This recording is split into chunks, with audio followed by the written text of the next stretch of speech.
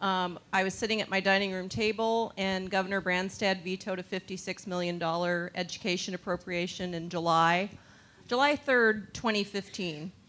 And my husband looked at me from across the room and he said, "Oh God, what's happening?" I said, "Oh, I'm going to run for office. No big deal." So no, it motivated me. Anger really motivated me. You know, just like, this is wrong.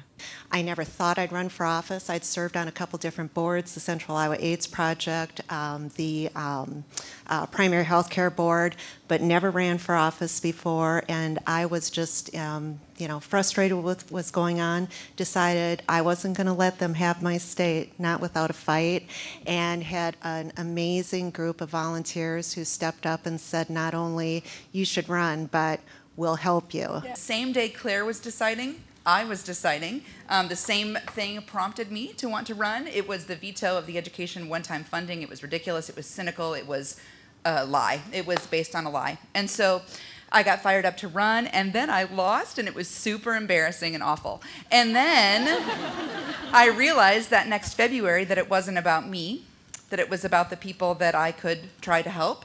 And it was the fact that other women and young women had come to me and said, "Thanks for trying. I hope you'll try again." And that's when I realized I can take this embarrassment. What could be worse? I already lost.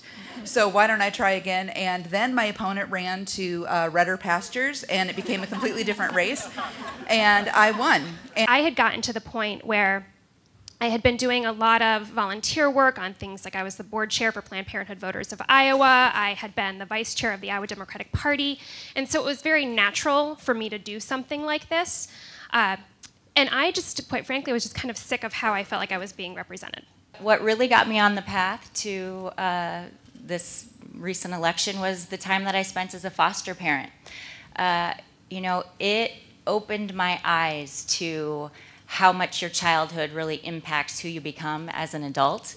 And I had the benefit of a wonderful childhood, and I think my son has the benefit of a great childhood, but not every kid in Iowa does. And we need to make sure that we're investing in those kids, all Iowa kids.